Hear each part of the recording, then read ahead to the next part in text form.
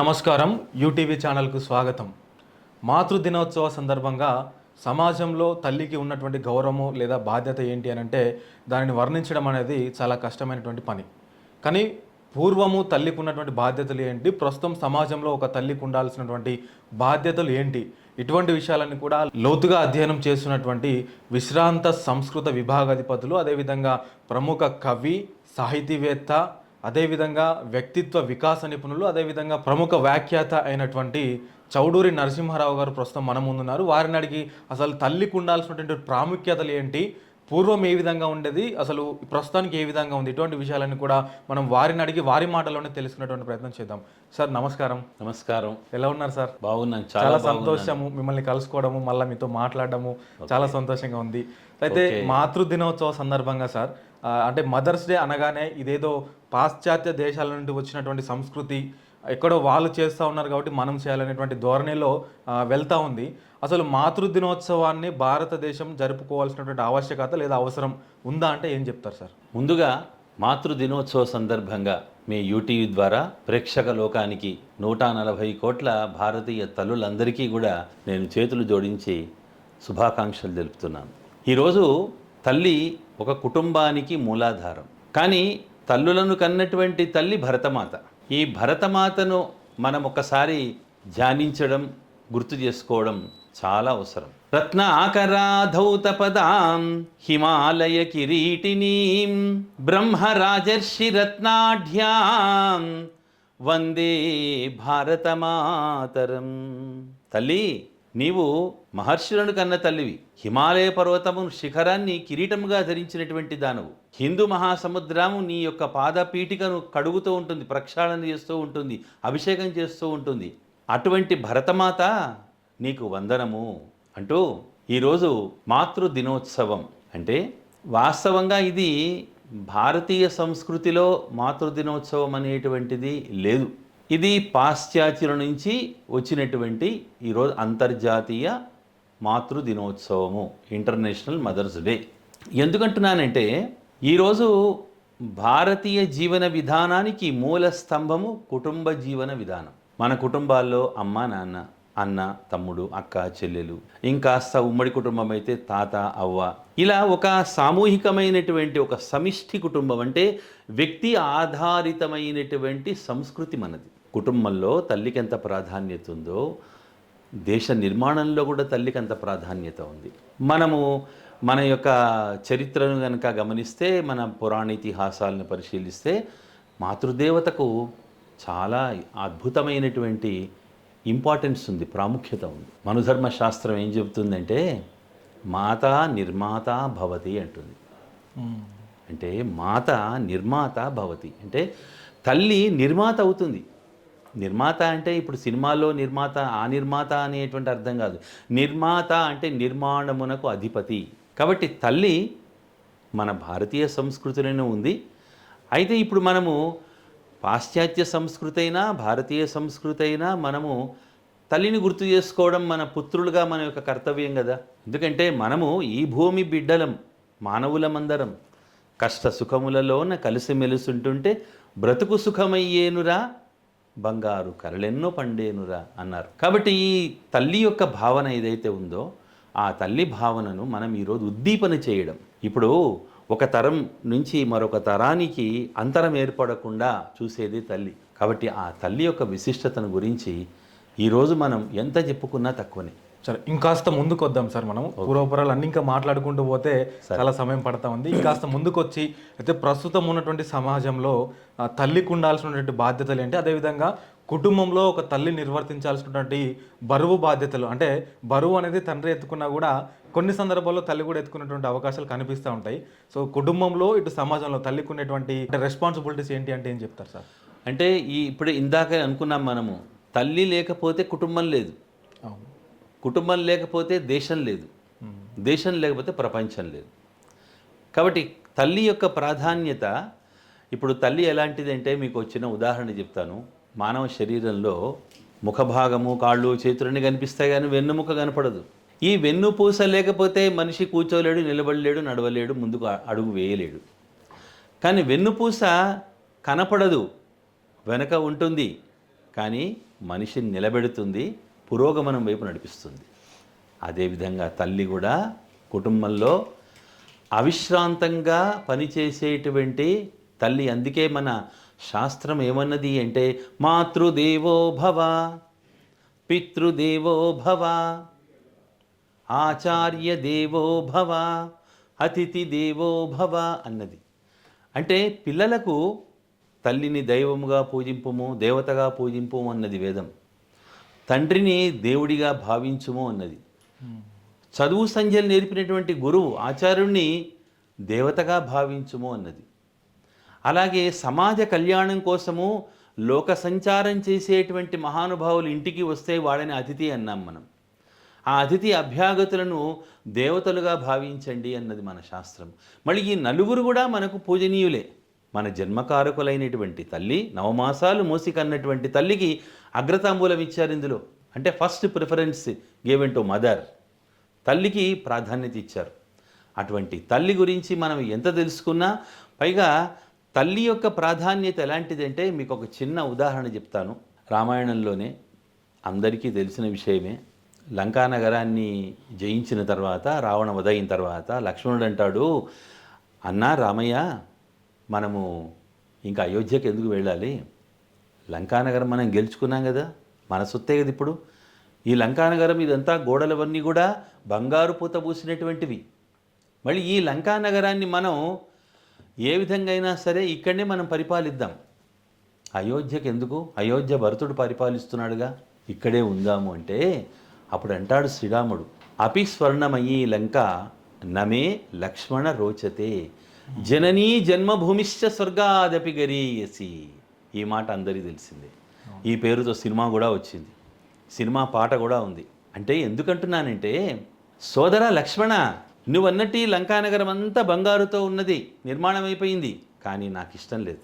ఎందుకంటే జనని జన్మభూమిశ్చ, నన్ను కన్న తల్లి, నా తల్లి కౌసల్యాదేవి, నన్ను కన్నా జన్మభూమి అయోధ్య, స్వర్గాదపి గరీయసి, స్వర్గము కన్నా మిన్న. కాబట్టి నాకు ఇది వద్దు, మనం అయోధ్యకే వెళదాము అని మాతృదేవి యొక్క ప్రాధాన్యత. మాతృ రుణం తీర్చుకునే ఒక కొడుకు మాతృ రుణం తీర్చుకోవాలి అంటే మాతృభూమిలో ఉండి మాతృభూమి రుణాన్ని తీర్చుకోవాలి, తల్లి రుణాన్ని తీర్చుకోవాలి అనేటువంటి శ్రీరాముడి యొక్క సందేశం ఇది. వాల్మీకి మహర్షి శ్రీరాముడి ద్వారా పలికించినటువంటి అద్భుతమైన వాక్యం. నిజంగా చెప్తున్నానండి, ఈ రోజుల్లో ఈ మాటను ప్రతి యువకుడు కూడా మనసులో తెంచుకోవాలి. ఈరోజు భారతదేశంలో చదువుకొని ఇక్కడ ఉండే వనరులను ఉపయోగించుకొని ఒక వ్యక్తి ఇంజనీర్ కావాలి అంటే భారత ప్రభుత్వం కానీ ప్రభుత్వాలు కానీ కోట్ల రూపాయలు ఖర్చు పెట్టాలి. ఫ్యాకల్టీకి కానీ, వస్తువులకు కానీ, కాలేజీల నిర్వహణలకు కానీ ఇంత ఖర్చు ప్రభుత్వాలు వాళ్ళ మీద పెడుతుంటే వాళ్ళు వెళ్ళి అమెరికా, రష్యాలో, బ్రిటన్లో ఉద్యోగాలు చేసుకుంటున్నారు. అంటే నీవు నీ దేశం యొక్క రుణం తీర్చుకోవాలి అంటే ఈ దేశంలో పనిచేయి, నీ కష్టాన్ని ఈ దేశాన్ని ఉపయోగించు అనేటువంటి ఒక అద్భుతమైన సందేశం మనకు రామాయణం ద్వారా తెలుస్తుంది. కాబట్టి కుటుంబ నిర్వహణలో తల్లికి ఎంత ప్రాధాన్యత ఉందో, దేశ సమాజ నిర్మాణంలో కూడా తల్లికి అంత ప్రాధాన్యత ఉందనే విషయం మనకు ఈ ఇతిహాస సాహిత్యాల వల్ల మనకు తెలుస్తుంది. ఇంకొక ప్రశ్న సార్, ఇప్పుడు మీరు అన్నారు మాతృదేవోభవ, పితృదేవోభవ, ఆచార్య దేవోభవ, అతిథి దేవోభవ. అయితే పితృదేవోభవ, ఆచార్య దేవోభవ, అతిథి దేవోభవ కాసేపు పక్కన పెడతాం సార్. ఇప్పుడు మాతృదేవోభవ అన్నారు, అంటే తల్లిని గౌరవించండి అని చెప్పేసి ఆ పదం యొక్క పరమార్థం. కానీ నేటి సమాజంలో అంటే తల్లికి కొడుకుకు పడకుండా, కుమారుడు అంటే తల్లికి పడకుండా, అంటే వీరిద్దరు కూడా ఎటువంటి పరిస్థితుల్లో ఉన్నారు ప్రస్తుతానికి మీరు చూస్తూనే ఉన్నారు ప్రస్తుతానికి. సో అంటే ఇటువంటి విషయాలన్నిటి పట్ల మీరు మీకు అప్పుడప్పుడు ఏమనిపిస్తూ ఉంటుంది సార్? చాలా బాధ కలుగుతుందండి. చాలా అద్భుతమైన మాట అన్నారు మీరు, మంచి క్వశ్చన్ ఇస్తారు మీరు. ఆ మధ్య టీవీలో చూస్తే నా కళ్ళ నీళ్ళు వచ్చేసినాయి. ఒక తల్లి 85 ఏళ్ల తల్లిని ఒక కొడుకు కాలుతో తంతున్నాడు, కొడుతున్నాడు. మీకు ఓ విషయం చెప్తాను, ఈ సందర్భంగా ఒక చిన్న గుర్తొచ్చింది. తల్లి హృదయ స్పందన ఎలాంటిదో ఫ్రెంచ్ భాషలో కథ ఉంది. ఏంటంటే ఓ యువకుడు ఉంటాడు, ఆ యువకుడు ఒక యువతి మోజులో పడిపోతాడు. ఆ యువతి అంటే వాడికి వల్లమాలిన ప్రేమ కాదు, దాని పట్ల వ్యామోహం కూడా. ఆ వ్యామోహంతో ఉండడం చూసి ఆ యువతి మాత్రం బుద్ధిమంతురాలే. ఎలాగైనా సరే వీడిని తప్పించాలనే ఉద్దేశంతో, వీడికున్న వ్యామోహాన్ని దించాలనే ఉద్దేశంతో ఆ యువతి ఏమంటుందంటే, యువకుడు అంటాడు, నేను నిజంగా నేను ప్రేమిస్తున్నాను, నీవు కోరితే ఆకాశంలో ఉండే నక్షత్రాల్ని నీ మెడలో దండగా వేసేస్తాను, నీ నల్లటి కురులలో నేను పూలుగా మలుస్తాను నేను. నిజంగానా అంటే, నిజంగా నా మాట విను. అట్లానా? అయితే ఒక చిన్న పని చేస్తావా? మీ ఇంట్లో 90 ఏళ్ళ మీ తల్లి ఉంది కదా, ముసలిది. ఆ ముసలావిడ గుండెకాయ తీసుకొచ్చి నా చేతిలో పెట్టు, నేనప్పుడు నిన్ను ఒప్పుకుంటానంట. వీడు ఆమె వ్యామోహంలో ఆ మత్తులో చిత్తైపోయాడు కదా, కాబట్టి వెంటనే తల్లి దగ్గరికి వెళతాడు. వెళ్ళి, అమ్మ నీ గుండె నాకు కావాలి, ఇస్తావా అంటే, అదేం పని అయినా, నీకోసం నేను ప్రాణాలు ఇస్తాను, నా గుండె ఇవ్వడానికి ఏముంది, తీసుకుపో అంటుంది. ఒక పిడికత్తి తీసుకొని ఆమె గుండెను చీల్చి ఒక బంగారు పళ్ళెంలో పెట్టుకొని పైన ఒక మంచి పట్టు వస్త్రాన్ని దాని మీద రుమాలను పెట్టుకొని ఆతృతగా తీసుకొని వెళ్తుంటాడు. ఆ వెళ్తుంటే దారిలో ఎదురు దెబ్బ తగిలి కింద పడిపోతాడు. కింద పడిపోగానే ఆ చేతిలో ఉన్న పళ్ళెం ఒక దగ్గర పడిపోతుంది, ఆ పైన ఉన్న పట్టు వస్త్రం ఒక దగ్గర పడిపోతుంది. తల్లి గుండె చెల్లాచెదురయ్యి మట్టిలో పడిపోతుంది, దుమ్ములో పడిపోగానే అక్కడ ఉన్నటువంటి ఆ మట్టిలో పడినటువంటి ఆ దుమ్ములో పడినటువంటి తల్లి గుండె ఏమంటుందంటే, నాయనా జాగ్రత్తరా, దెబ్బ తగిలిందా, జాగ్రత్త నాయనా అని అంటుంది. వాడు అదంతా ఏం పట్టించుకోకుండా ఆ తల్లి గుండెను, చేతికి దొరికి గుండెను మళ్ళీ చేతిలో పట్టుకొని ఆతృతగా వెళ్ళి ప్రియురాల దగ్గరికి వెళ్ళి ఆ గుండెను ఇస్తాడు. ఇస్తే ప్రియురాలు అంటుంది, జన్మనిచ్చిన తల్లికే నువ్వు ఏం కానప్పుడు నాకేమవుతావు, నీ అవసరం లేదు పో అని చెప్పి గంటేస్తుంది ఇంట్లో నుంచి బయటికి. తల్లి హృదయ స్పందన అలాంటిది. కాబట్టి ఒక తల్లిని సేవించడం ఎంత కష్టమంటే, నవమాసాలు మోసి గర్భాశయంలో ధరించి నవమాసాలు మోసి బిడ్డ యొక్క ఆలనాపాలన చూసినటువంటి తల్లిదండ్రుల్ని, ముఖ్యంగా మీరన్నట్టు ఆ ముగ్గురి కన్నా తల్లిని గౌరవించని వాడు, తల్లిని గౌరవించిన వాడు పినతల్లికి పట్టు వస్త్రాలు పెడతానంటే ఒప్పుకుంటామా? సమాజం ఒప్పుకుంటుందా? కాబట్టి ఈరోజు ఈ యువత, ఈ మాతృదినోత్సవ సందర్భంగా నేను భారతీయ యువలోకానికి చెప్పేటువంటి విషయం ఏమిటి అంటే, మనము తల్లిని గౌరవిద్దాం. ఇప్పుడు ప్రాణమున్నటువంటి తల్లిలో నువ్వు ఆమె నిర్జీవంగా చూస్తూ, జీవం లేని ప్రతి రాతి బొమ్మలో కూడా తల్లిని వెతకడం అనేటువంటిది అది అవివేకం అవుతుంది. కాబట్టి ఈ యువత తల్లిని గౌరవించడం నేర్చుకోవాలి.